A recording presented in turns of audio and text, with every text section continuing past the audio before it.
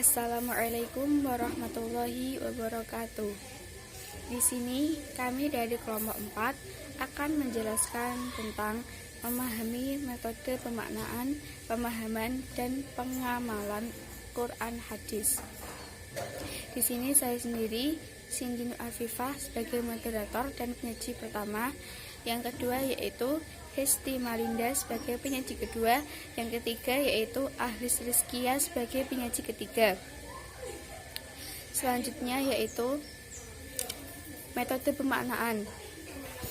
Metode pemaknaan adalah konsep yang dipakai dalam ilmu Al-Quran Hadis untuk mengetahui makna-makna yang terkandung dalam setiap ayat yang ada di dalam Al-Quran maupun hadis. Dalam mempelajari Al-Quran Hadis, kita harus mengetahui makna-makna yang terkandung dalam setiap ayat agar kita dapat memahami serta mengamalkan dalam kehidupan sehari-harinya. Yang kedua yaitu metode pemahaman. Metode pemahaman adalah proses cara perbuatan memahami atau memahamkan. Jadi di sini guru dituntut untuk memahami sebuah materi dulu, baru memahamkan kepada siswanya. Yang ketiga yaitu metode pengamalan. Metode pengamalan yaitu mengamalkan isi yang ada di dalam Al-Quran dan hadis dalam kehidupan sehari-hari. Karena Al-Quran dan hadis merupakan pedoman hidup bagi umat Islam.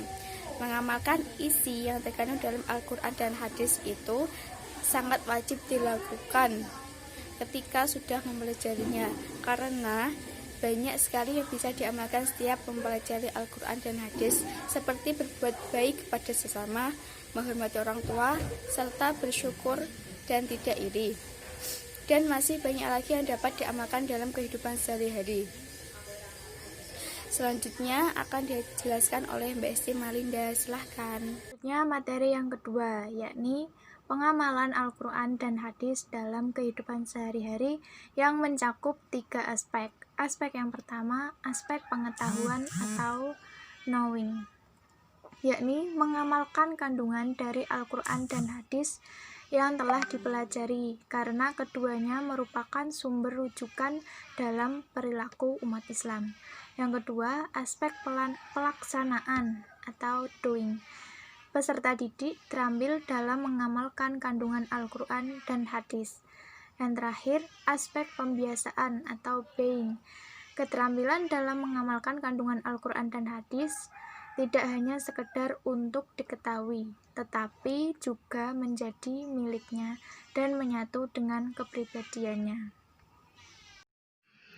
Materi selanjutnya yaitu penerapan metode pemaknaan, pemahaman, dan pengamalan Quran Hadis dalam kehidupan sehari-hari.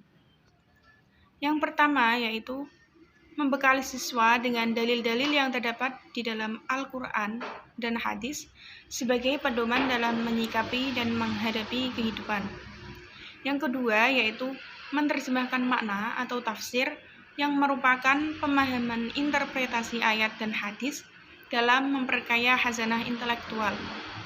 Dan yang ketiga yaitu membekali siswa untuk menerapkan isi kandungan ayat atau hadis yang merupakan unsur pengamalan nyata dalam kehidupan sehari-hari.